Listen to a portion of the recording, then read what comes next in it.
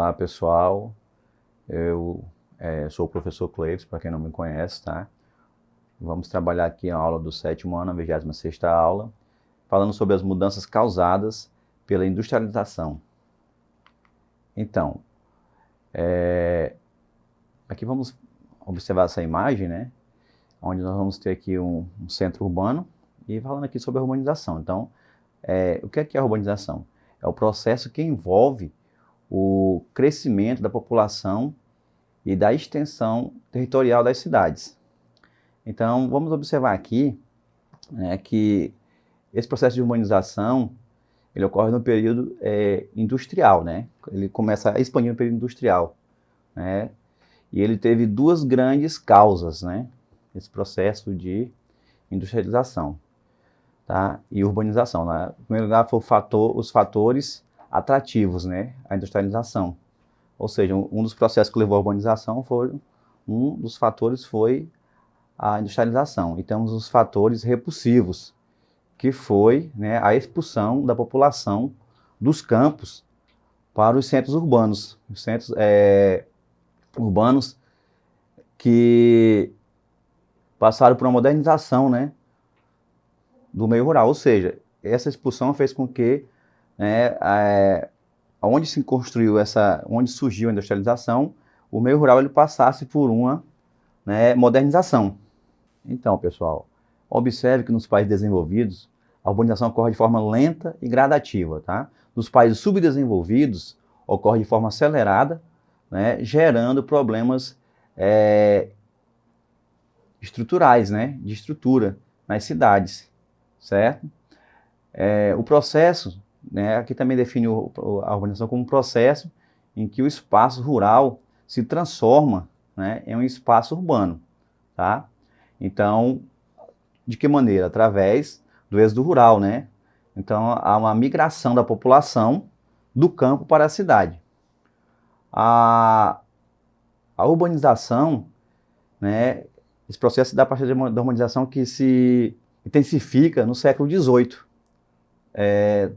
Isso tornou o campo dependente da cidade, certo? Então, vamos observar aqui, né, o rápido crescimento das cidades, né, que geram mudanças nas relações sociais e econômicas. Então, vamos observar aqui uma tabela, né, um gráfico, onde nós vamos observar aqui desde 1940 esse processo, né, onde, aqui no primeiro momento, na esquerda, a gente vai observar que no slide aqui, né, o pontinho azul representa a área rural, tá? O vermelho é a área urbana. Então, observe que lá em 1940 a população rural era bem maior, tá, no Brasil, do que a população urbana. Isso em 1940. Tá? Em 1950 ainda continua maior, né? Em 1960 ainda é maior, né? A população rural maior que a urbana. Em 1970 não, já acontece uma mudança, né?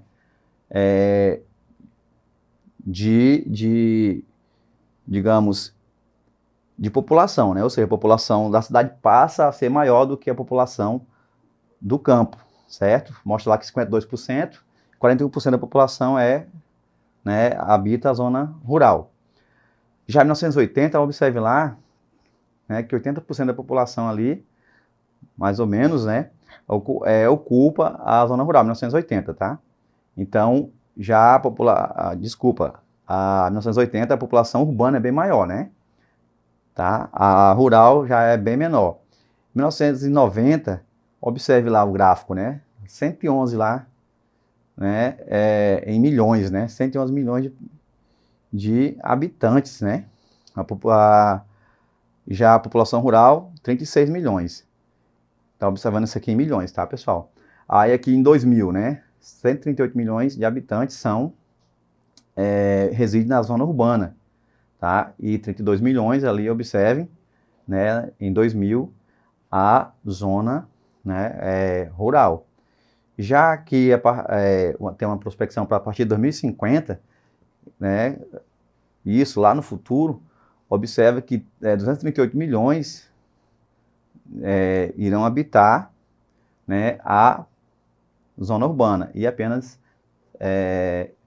16 milhões ali, né, vão estar ocupando o espaço rural. Então, a demanda sempre está, né, crescendo para a ocupação do espaço urbano. Então, vamos falar aqui um pouquinho das consequências, né?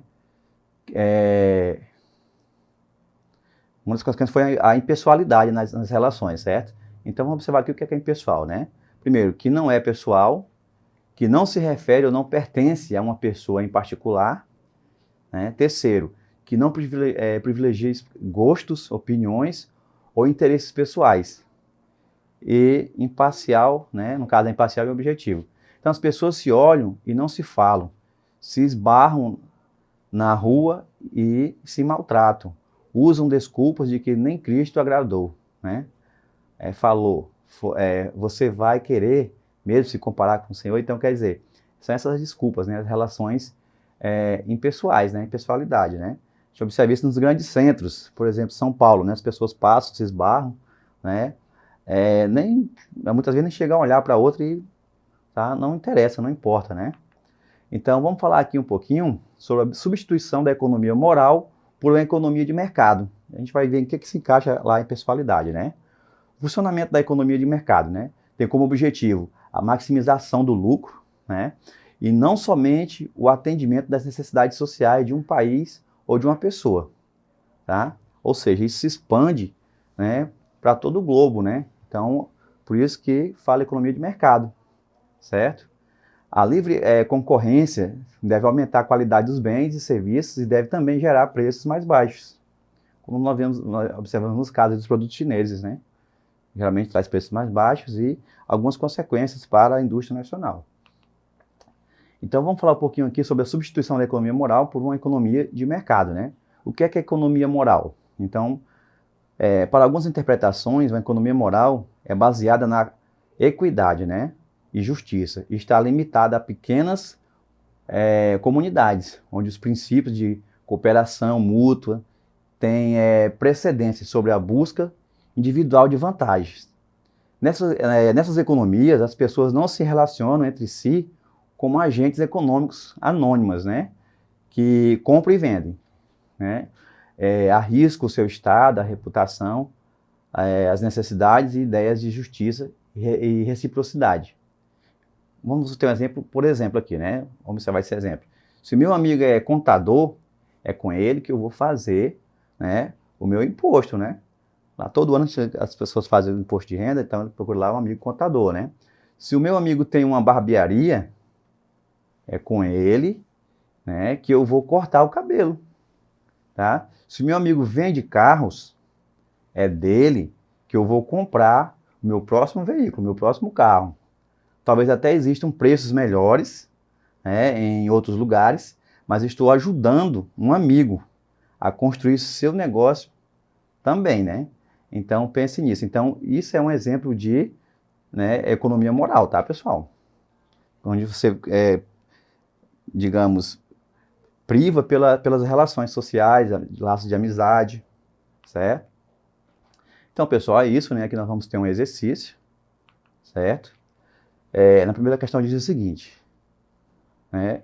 Um efeito da industrialização foi, letra A, o rápido crescimento das cidades, letra B, a migração para o campo, letra C, o desenvolvimento rural, letra D, a diminuição da população. Então, pessoal, de acordo com o que nós acabamos de observar nesta aula, né? Qual seria a resposta correta? Vamos observar. Então, observamos que um efeito da industrialização foi o rápido crescimento das cidades, né? Claro que isso acontece desde lá do século, né, século XI, XII, começam a surgir as pequenas cidades, mas a partir do século XVIII é que existe esse boom. Por quê? Existe uma expansão muito grande devido à industrialização, né, pessoal? Aqui, a segunda questão, né? A economia moral é baseada em impessoalidade, letra A. B, pessoalidade, letra C, né? Rentabilidade e letra D, qualidade. Então, né, pessoal, agora há pouco a gente acabou de falar o que é uma economia moral, né? Então, tá bem fresquinho na mente de vocês. Então, de acordo com com o que nós vimos, né? Qual seria a questão aí, a opção correta? Bora observar aqui. Então, vamos observar que a resposta correta seria, né, a pessoalidade. Então, a economia moral é baseada em, né, pessoalidade. Nós acabamos de observar que a pessoa sempre vai deixar para fazer, né, uma atividade de compra, de venda, né, a partir do momento que ele se relaciona com alguém, ou seja, a partir do laço de amizade. Vai cortar o cabelo com um amigo, vai comprar o carro de um amigo, vai estar ajudando um amigo, né? Então foi isso que nós acabamos de ver na nossa aula.